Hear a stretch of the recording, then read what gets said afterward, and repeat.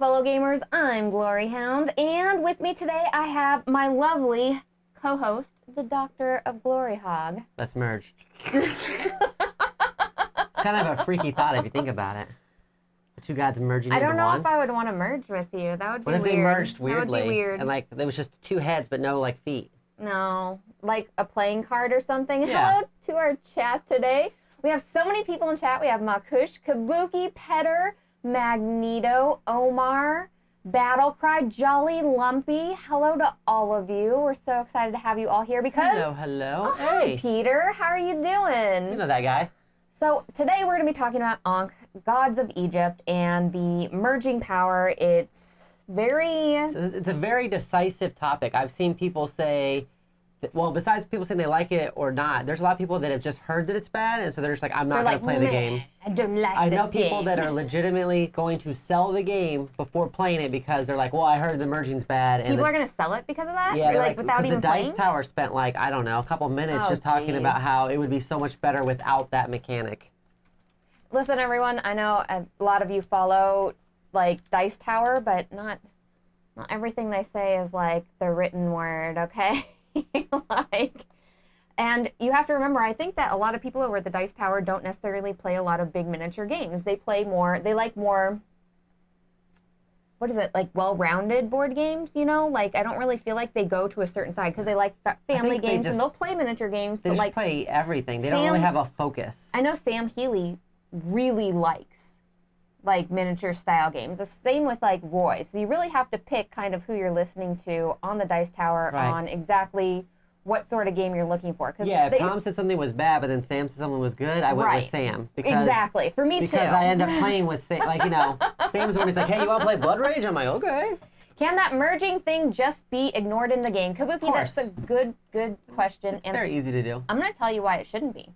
Because I think that this game deserves having the merge on here, okay? It's super, super important for the longevity of the game.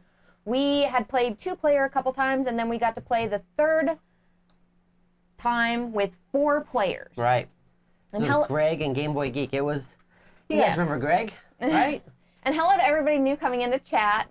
We have Charles. Let's see, I haven't got my copy of Ankh yet, but I'm very curious about the merge mechanism. And we're actually going to go through the merge mechanism step by step with you all so you can kind of see how it would change the game as well as we're going through, okay?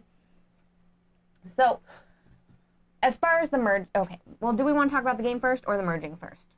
I think everyone, I mean, if they're watching this, they probably know what Ankh is. Ankh is an area control game set in Egypt. Right. You're playing as different gods. You have area control on the board, plus there is kind of an area control aspect or a timing aspect of when you want to trigger events to help you out on the board. Right, because you're not only controlling areas and trying to fight for those areas, but you're also dropping monuments, and having majority control over the monuments is the best way to get devotion.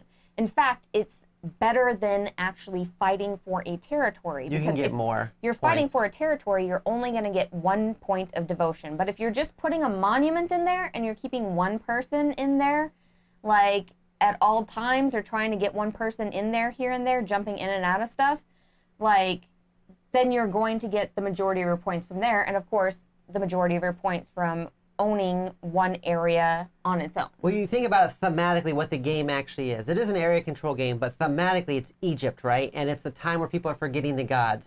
And so some gods have merged together to still be remembered, right?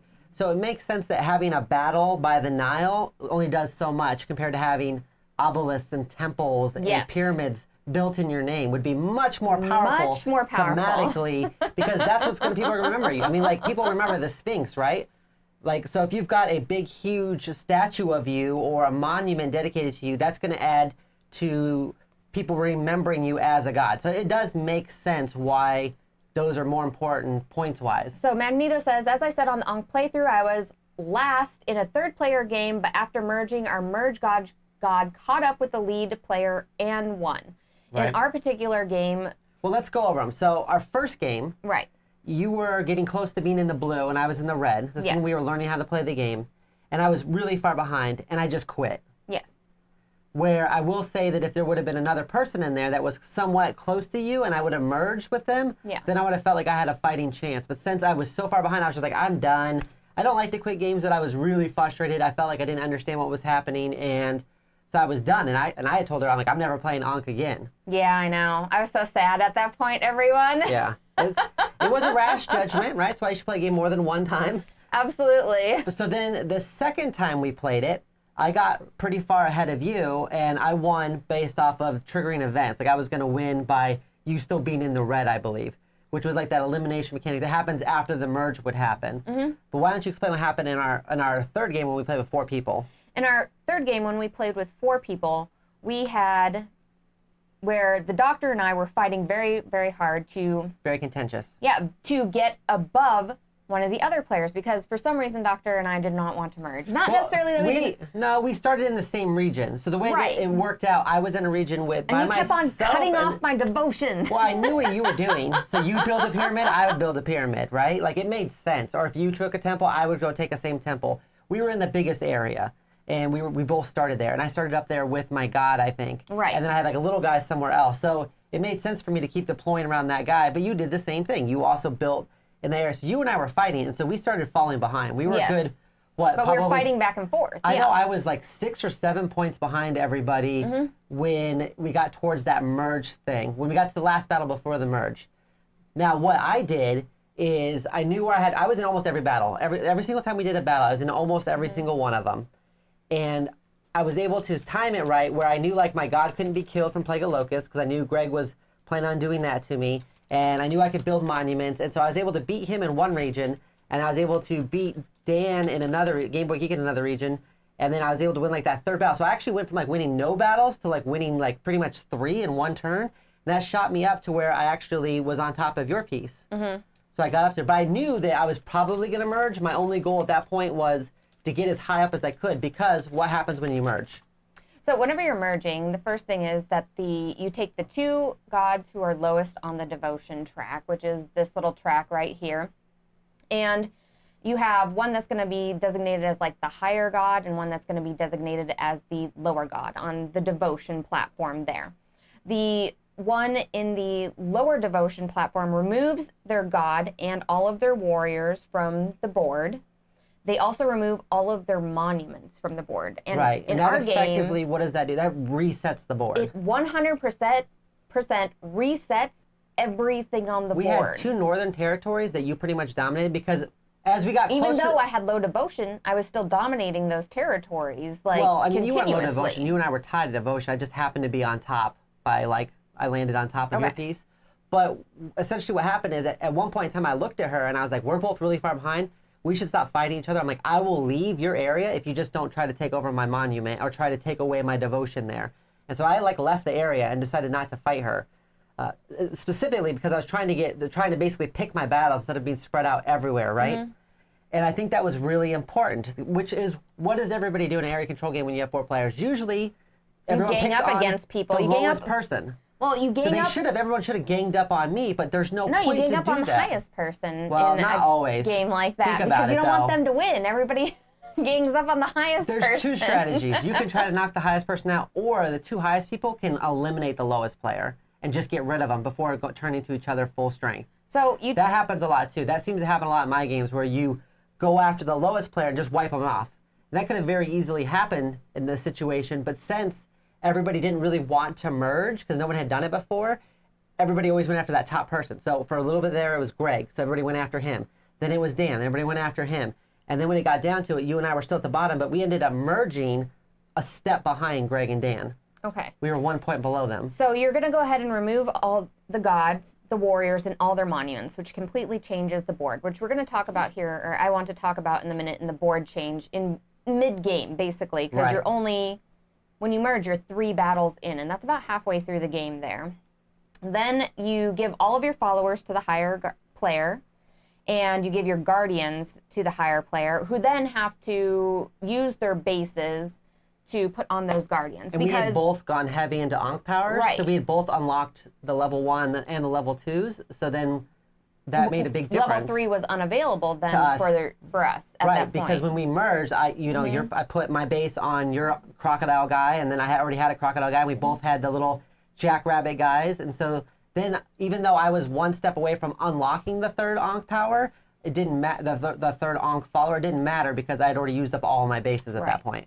And then after that, then the lower god moves all of their track of all their special powers to the same as the higher god. You give, the special little tags to each other so you know your different abilities and everything. And the lower god moves their followers over. Yep, I had said that. Okay. Yep. Which was huge because I had no followers at that point. And then, so you gave me like 10 followers. Right, and then you share the higher god's resource pool at that point. Now, I know a lot of people are like... Sounds super OP, like really overpowered. Right, but I think people, after playing this game maybe 1-2 times, are missing all of the underlying stuff of this game. In the fact that when we merged, the board state did completely change. And then at that point, dividing different regions and moving those things around was absolutely it was so insanely important at that point, because we lost because of the way the regions resolved in this game and how many monuments we had controlled at that point forward. And right, it came down to, but people forget there's multiple ways to win. Right. And one of those ways is by getting off the top of the score track, right? And whoever gets there first wins. So even though we merged right behind Greg and Dan, we were able to then effectively kind of move into that empty territory that I wasn't in, but you had been in previously, take over that, and then I was able to get into the blue. Dan, without really any conflicts with us, was also able to get into the blue. And then when we triggered the elimination round, Greg was he was still in the red, and so he was out, which then reset the board again. So we had another reset, because now Greg's pieces went off and all of his monuments.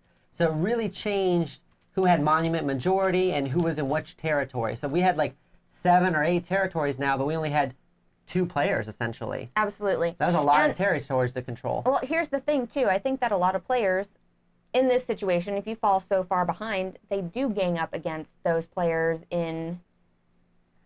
who are in the running, because you want to take those players down so then you can catch up to them. And this is like a more realistic way of doing that and helping each other out and forcing that, working through that. Does that make sense? Well, right, it kind of forces a partnership. So typically 1 of 2 things happens when you're super low in an area control game.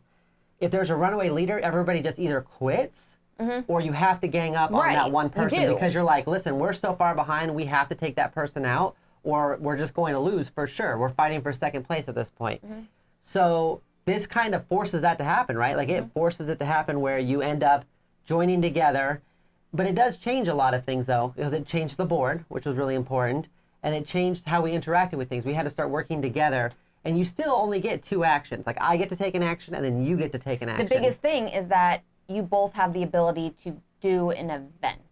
Well, you both have the ability to do the same action. The same action in a row. Because you could do a move, and then if you're the next player, you could also do the move, which would trigger the event, where normally I wouldn't have been able to do that. Yeah, absolutely.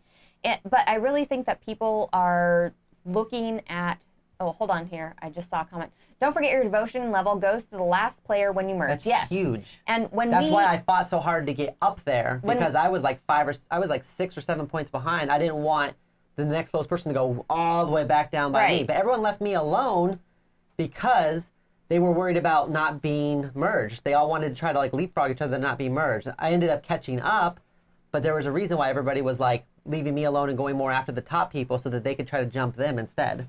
Here's the thing about the metagame, because at a certain point, Doctor and I realized that we were probably going to be the ones to merge, and it was more important for us to make sure that our devotion levels were at this same point so we weren't actually losing anything. And I think that's the meta sort of stuff that starts happening on multiple playthroughs of the game that a lot of people are going to miss with this merging thing. They're going to get to the merging part and be like, oh my God, I can't believe I have to do this. This is terrible. I hate it. I'm losing all my pieces, something of that sort, and not realize that you're playing the game, but then you're also playing the game within the game. You have to know that the devotion portion here, if I am going to merge, I want to start using that advantage now and start getting my devotion up. If I'm going to merge, I need to start changing my board state in a way that's going to be beneficial for the people that I merge with, and so on. there's so many different levels that I don't even think have been touched at this point because people, I think, are so stuck on that. I lost my pieces. I lost my monuments. Exactly. And now I have to work together forcibly with somebody. You gained with, right. I mean, obviously, I hope you're playing games with people that you like. That's step one. Step one, play games with people you like, everyone. I feel like there is a very valid strategy about when you are that last place person to just really jump up at that end, that last battle, and to get up there in order to merge at the right spot. I think it's almost worth merging. Like, there's no downside to merging at the right time if you plan it correctly. Right. And what I like about it is taking this area control game, which can sometimes become 2-on-1 or 3-on-1 situation where you take out the weakest player, and then you're like, well, now that they're eliminated, we get to play situation. And it made it where you always wanted to go after the leader. Right. Which is, I think, really important because sometimes people just don't. You always want to go after that leader.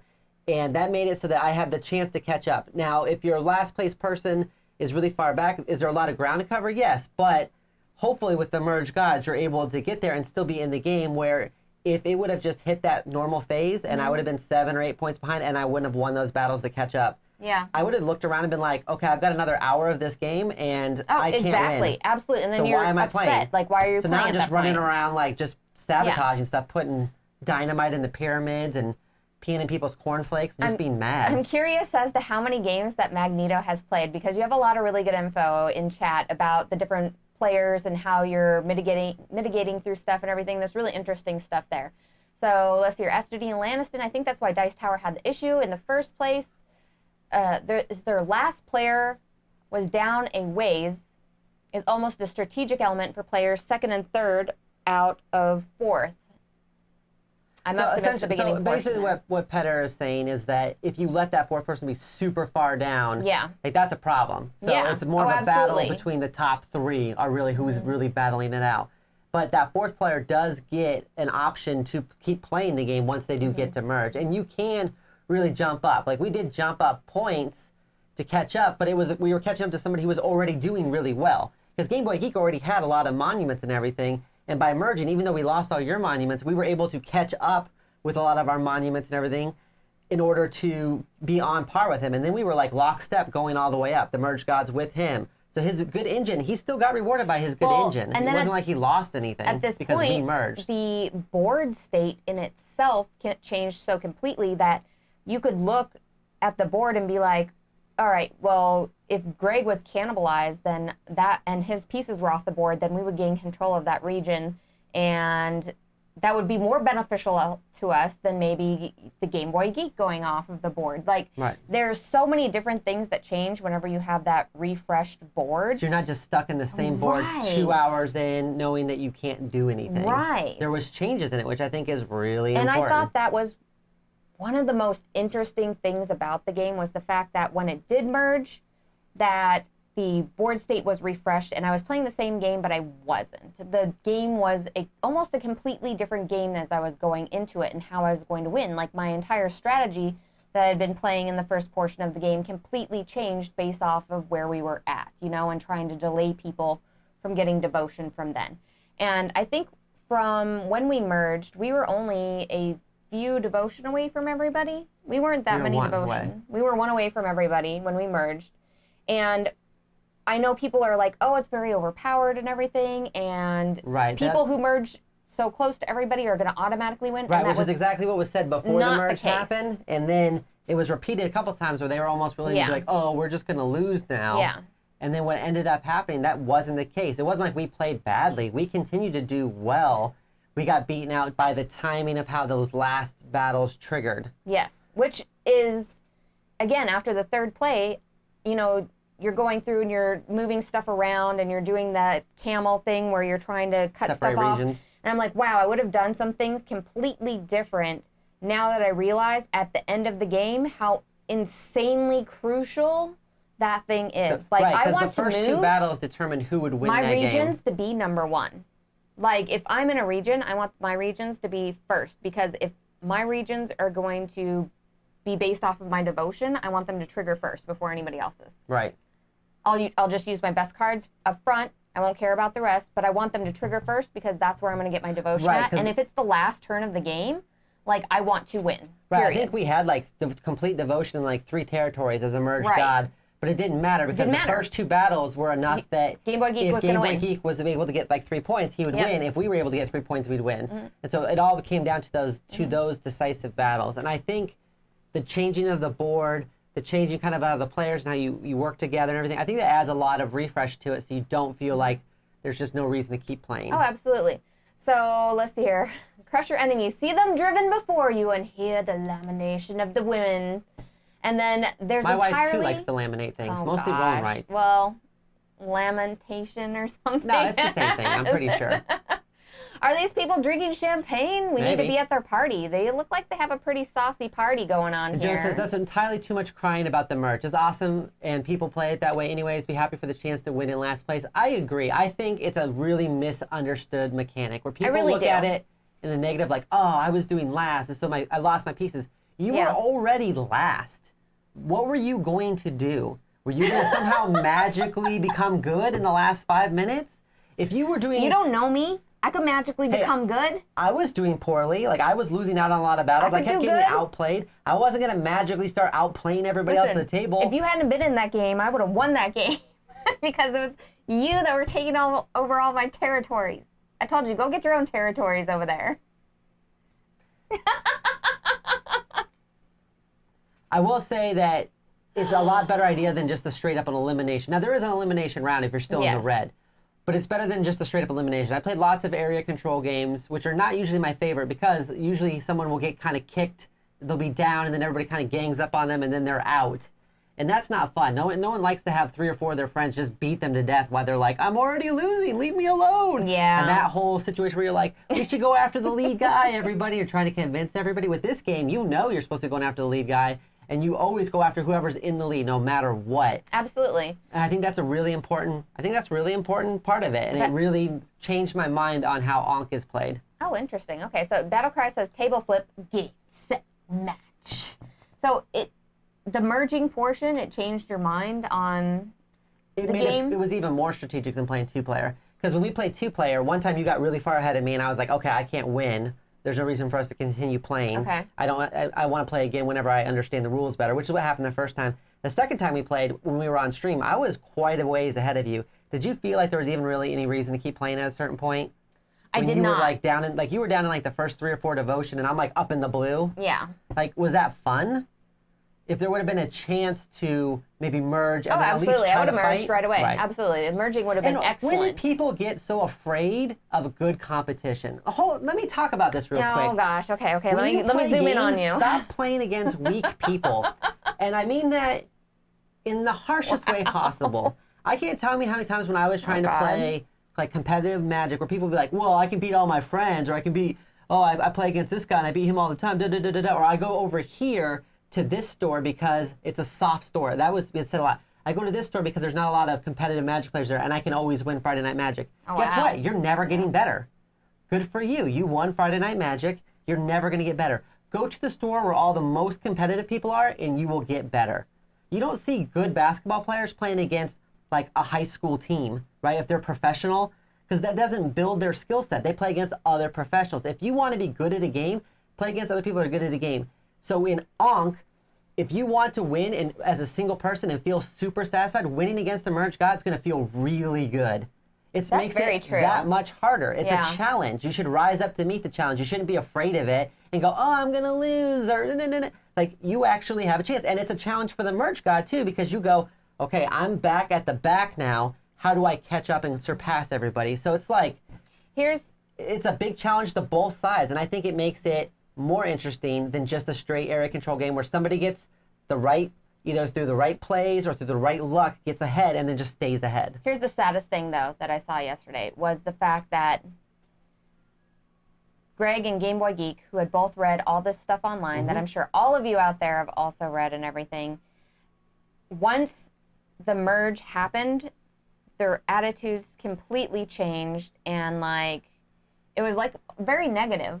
Like, they weren't negative, but they'd heard so many bad things about how bad the merge was. They were like already negative against it. As soon as we merged, the point behind them, they're like, oh, well, there's no way we can win now. And I was like, I looked right at At that point in time, we had one more battle, and they said it again at that other battle, and that's when Greg was out. Yeah. And I looked at Dan, and I said, hey, you're like 5 points away from winning. If you win 5 points before we can win 7 points, you win the game. And he was like, oh. And I was like, yeah, and that's exactly what happened. He was able to win. In fact, it was like, we pointed it out. We're like, if you just do this, if you just, what was it, the special power to get, you pay 2 followers and you get a devotion or something like that? Right, you win the game. Like, you would just win the game right there. And it was that mentality of, people merge close to you, it's over. They're so overpowered. But it isn't overpowered. You can still trigger endgame by just winning devotion faster. And if you were already ahead, guess what? You probably already have a good engine. You probably were already gaining followers.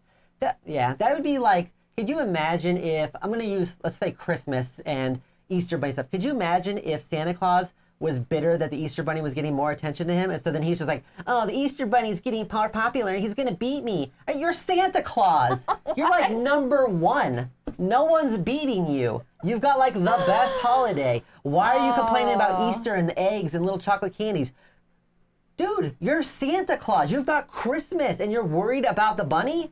If the bunny and Halloween joined forces, they're not going to beat you. Calm down. So question, if the 4th is doing horrible and your 3rd just barely, almost 2nd, and you drop a ways down, because Dice Tower was not about the catch-up. It was about the 3rd player dropping. Okay. And I get that. But see, most of the complaints I've seen is about losing your pieces when you're 4th. I think that's your chance to say, okay, I'm settling up with the next lowest person. Let's see if we can win this together. I mean, that's your opportunity to rise to the challenge, honestly. It would suck to go points down, right? I definitely understand. I get that. We didn't because we happened to be at the same spot, so we had that advantage. But man, I mean, it's still, ultimately, it is still a game, right?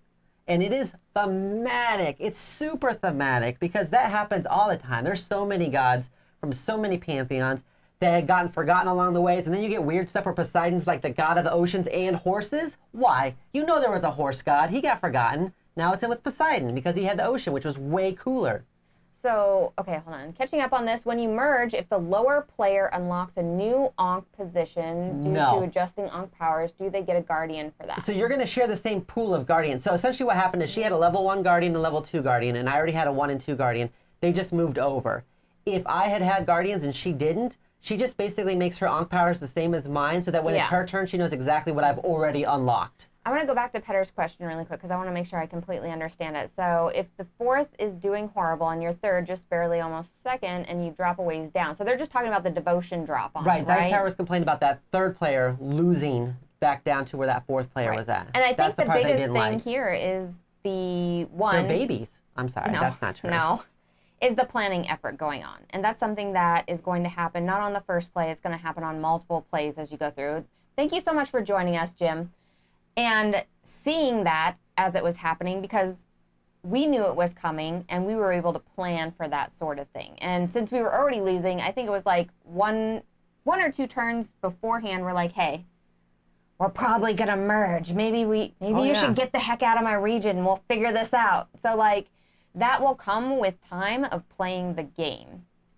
But I mean, I haven't had that particular experience where somebody dropped really, really low, so I can't state exactly how I felt about it. If it was like really bad, if you were like at 2 devotion while everybody else was in the blue, that would feel bad. That's probably sad, but then you're going to drop anyway. The merged god's going to drop anyway once the devotion, they don't have enough devotion in that 4th one. You were still technically 3rd. I mean, it is what it is. Like, you were still 3rd. You weren't in the first 2 positions anyways in this 4-player scenario.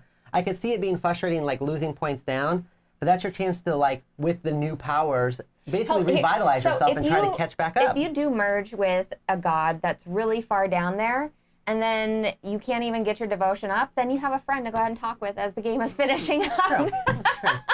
That's true.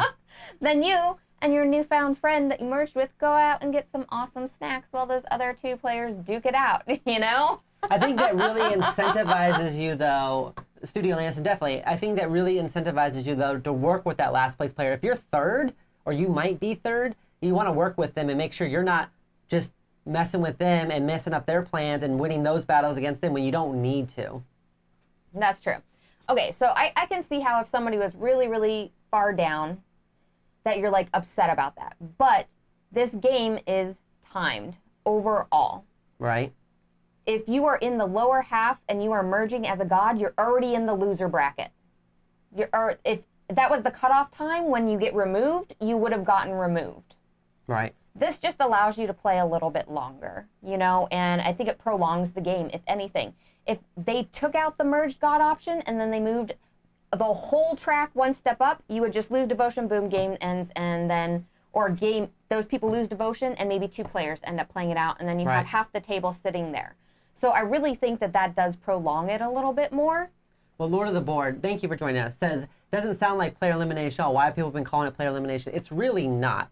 One player loses their pieces, but you join forces together. Like, I gained 2 guardians I didn't have. I gained all her followers, and yes, she lost her pieces in her temples, but then she gained where I was at. And then we were able to work together to go ahead and try to win, right? So I don't think you actually are losing. I mean, it's that bad mindset of, oh, I lost my pieces, or oh, I was last place. Nobody wants to be last place. Oh, I got moved all the way down the devotion track and stuff like that.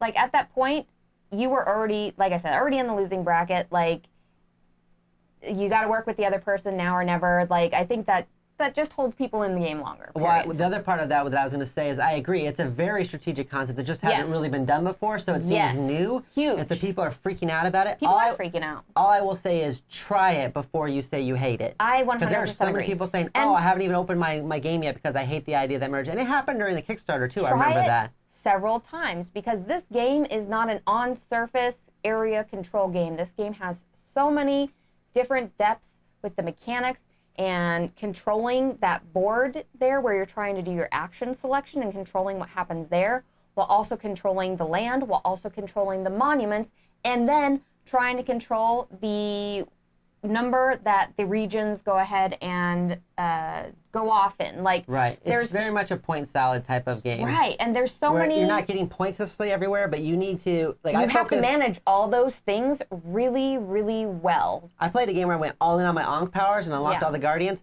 and I lost by a ton because I wasn't paying attention to the events. So not only do you have to be worried about what region you're in, because that's where you get to play your cards. So there's that battle, the card play, right, of maybe 2, 3, 4 players. Then there's who's got the Battle of the Monuments, which is another area control. So there's area control of the areas, the area control from the monuments, and that card play that you do. Then there's also the controlling when the events happen by following this board. And there was times where you would do a specific action specifically as no benefit to you to prevent somebody else from doing something. So there's just a lot going on with this game, and I think people are just too quick to rush to judgment and listen to others and say, oh man, this is horrible, when they haven't even tried it. You need to try and play, and you need to try to play it a couple of times, because the first time you play it, you're not going to get all of the underlying notes that this game has to offer in it. So Studio Lanniston says, ironically, it's probably because it's a new mechanic why it's so polarizing. Most board games, even new ones, are only reusing the same mechanics in different combos, and I agree. This is a new mechanic. People are unsure about it. And some people don't even realize how it works. Or realize the implements and the changes that the board goes through because of these mechanics. Like, it's crazy. Right. Lord of the Board says, I dislike Blood Rage, love Rising Sun. Do you think I'll like Ankh? 100% yes. So far for us, Ankh is our favorite. It's my favorite. It absolutely is. I feel like it's the most streamlined, easy to set up game out of all 3 of them. It's got scenarios. It works well at a bunch of different player counts as the opposed gods have to unique powers. Some other games, and it doesn't get me angry like Blood Rage does. Blood Rage would just make me angry at other players. This one, whenever like something happens, my players go off the board or my warriors go off the board, I'm not mad about what's happening. I'm just thinking, okay, how can I strategically manipulate the board? How can I strategically manipulate the actions on this? Like, it's so much more complex than either of Rising Sun or Blood Rage. It seems like, yeah. Yeah, the underlying complexity of this game is huge, everyone. Merge players just need better PR. I agree, Battlecry. That's what we're trying to do. And I get what you're saying, Petter. I know you haven't played it yet or anything like that. I'm not mad at people who won't give... I'm more mad that some people just won't give it a chance. Yes. And just assume the worst. When it really, in actuality, when it happened, it didn't feel bad like people are saying that it does. Yeah. Successful Geek says, make sure to play this game at lower player counts. I played at 3 times at 4+ players. Yeah, and now And now it's one of the few games I will refuse to play again. Oh my goodness, what did you dislike so much about it? We played it at 4 and I liked it at 4. I liked it at 2, but the big thing is at 2 there was a 100% runaway leader situation where there was just nothing you could do. But I would like to play it again at 2 because I think as we're going through and we're resolving some things in the battle, at 2 players I end up going too fast and I forget some of the devotion portion. Well, and that's a big thing too. There's a lot of intricacies in that. So I could see why if you're playing like 5 players and then you can mess some of that up because you can forget things pretty easily. Another thing about the intricacies of this game is the fact that as you're actually playing it, like, you have to keep track of all of your Ankh powers very, very tediously because you will be missing out on points, you'll be missing out on devotion, you'll be missing out on followers. And at our play, I constantly saw that happening in the game. Like, you have to be raw a couple times. Yeah, you have to really look at that stuff. But that's, again, like the intricacies of the game and why every little tiny thing you do matters so much in the game, you know? Like, I think you had said it's a little bit like magic in that. Yes, it's all about timing. Right, it's all about timing in this, so Nick liked it at a bigger player count. So Successful Geek said that they had issues with the merge mechanic because they were just, like, they had built up all their special powers really well and then lost them all because they were a point behind. And I get that. I can definitely understand that. I think the idea, though, is that you get a chance to... Like, I saw another person post that they were like, oh, I had this really good engine built that it was just going to take time, and it was going to take a couple more rounds for it to go. I hate to break it to that person. If you had a really successful engine that was going to take a couple more times, if at the merge point, you're more than halfway through the game. You don't have much time. It's not much time left. You got 2 more battles. I hope your engine that you were building fires off like in 2 more turns, because otherwise you were done. Absolutely. And at the 5 players, because events happen on specific turns, I was unable to take a specific action for the entire game. We have not played it at 5 players, but I really, really hope to. I want to play this at all player counts. Right now we've done 2, we've done 4. We've done 2 a couple times, we've done 4. Yeah, we're planning on doing 3 hopefully soon, but somebody's borrowing our game actually for a few days. I'm super sad about it because I want to play it again. Yeah. I feel like Ankh is actually going to be our most played game of this year. No, it won't beat Dwellings. You don't think so? Because Dwellings has a head start of, like, it's already at 8 or 9 on my list. But I'm ready to play it again. Like, because I've played it 8 or 9 times. Fast and the setup is easy, and I'm really enjoying the gameplay in it. Yeah, I don't know. All right, I would play it again. I'd play it again. But in that vein, we had been talking about, because people would also recommend it, we did get our hands on a copy of this bad boy. So Game Boy Geek is borrowing our Ankh. We're borrowing his Kemet that he got in. Game swap. Game swap. We're going to try to learn this as fast as we can so we get this to the table so that we can compare them all. I liked comparing the Eric Lang games because it's the same designer and you can really say, like, what your favorite is out of all of them. For me, it goes Ankh, then Blood Rage because I like the theme more and I like drafting a lot where you don't like drafting as much, and then Rising Sun. And then yours is Ankh, Rising Sun, and then Blood Rage. Which I will say, though, we sold our Blood Rage, though, because we were mostly playing it at lower player counts, and we just got pissed off at each other every time. Right. I can't have you taking my people that I want. No, that never happened. You won it. Blood Rage, for about 3 years, Blood Rage was the game that when someone said, what's a game that you love, but you always lose at, it was always Blood Rage. I lost it every single time, and it just made me so mad. So I would say overall, but I do want to see what Kemet is compared to with Ankh, besides just area control and Egyptian theme. Absolutely. So we're looking forward to doing that possibly next week for all of you. We appreciate all of you showing up to this conversation. We should just merge Kemet and Ankh. There you go. That might work out really well.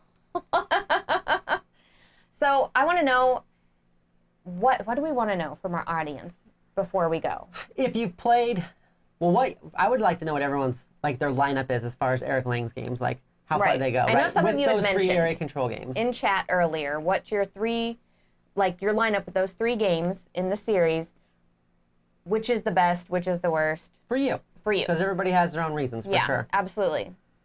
So Kabuki says Blood Rage and Rising Sun want a larger player count. I agree. Yes, and that's kind of part of the reason why I like Ankh, because you have those scenarios that are based off of a certain player count in there, and they just work really well for those player counts. The one we live played was really good. I liked that one. It was so good. It made a big difference.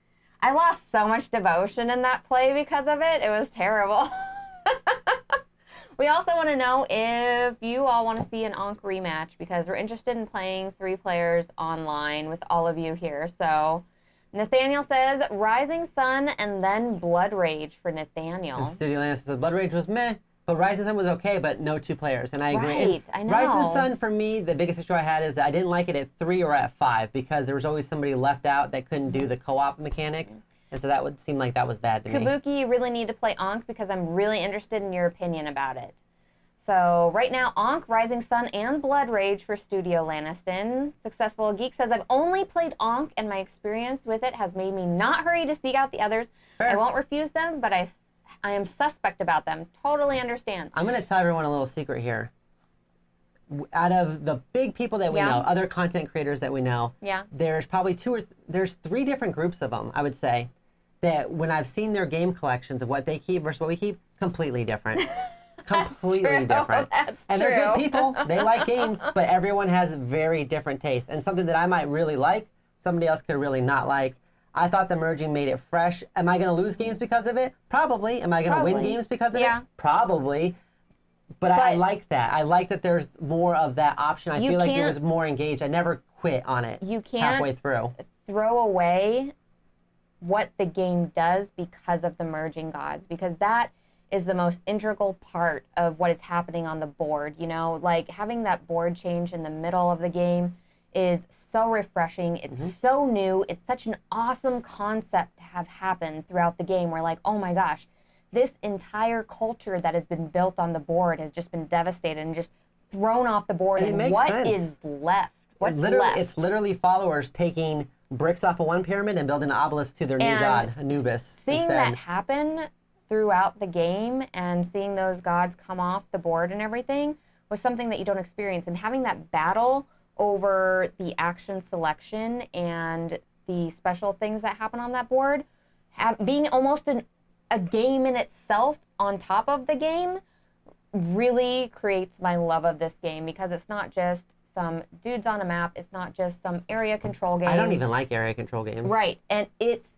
a complex plethora of things that is happening and choices that I get to make and change this experience and have the experience change me and my board state. And that is something that I don't think any other game can give to me as a person. Because there's not another game I can think of where the board changes so drastically and I have to rework any plans that I had on the board and what I'm doing. Yeah, I just thought of is some of those people in those groups that I was talking about are heavy Euro and they don't like co-op. They don't like, so they are not. I think if you really like heavy Euro and you don't like co-op at all, I think Ankh is going to rub you raw for sure. But I think the theme of it makes complete sense. It all makes sense. I'm surprised no one's thought of it before, and I think it's refreshing. Absolutely, and I would suggest playing with it. You could always just not have it, but then your game is just no different than any other game, really. Then it's just it loses all of its flavor. Stagnant thing of like back and forth.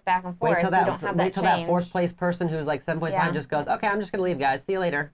Yeah, Battlecry says you got to know your group, and I agree. Very true. Successful Geek says Third G has been my favorite area control game in the last few years by far. We're gonna have to try that one out. I actually have not played that one, so we'll have to try that. To be fair, I also usually don't play area control games with you, so it's a little bit harder. Well, that's true. I'm gonna write it down right now. Gods must know mercy, and it says Nathaniel. So let's see here. 100% rematch. We were talking to Greg about it. Yeah. You can't say that. That was supposed to be a surprise. I don't know why. Okay. Why did you do that? I'm a bad person. I guess there will be no merging for me later today. We will have possibly a hashtag free Greg situation here whenever we do play 3 players. We just got to get it back. If you like this channel, make sure to give us a thumbs up on this video. Go ahead and hit the subscribe button. Ring the bell to get notified whenever we go live so you can chat with all of us here. And if you're angry and you think we're completely wrong, I don't care, but still, put a comment. That's right. I'll read it. Let us know how upset you are about this mechanic. If you think you can change my mind, I encourage you to go to YouTube comments and leave it because I read every single one of them, and you might change my mind. Who knows? Or you might just be wrong. But we're interested in playing the game more. We really, really love the gameplay of it. We love the mechanics and everything. And I think if you have not played Ankh, don't let a negative decision or a negative sort of thing that's building around this game influence how you're going to play or influence your feelings when it happens, because just let the game, just ride the game, just play the game, just play the game and see how you really feel about it and everything, because it's a very unique thing that happens during the game, okay? Anything else we need to mention, Doctor? Join us on Discord. If you want links to the game or our Discord or anywhere else, just go down to the description below. Yeah, and thank you for everybody joining us in this chat today. We really appreciate it. We love all of your lovely faces out there. We will see all of you later. Bye.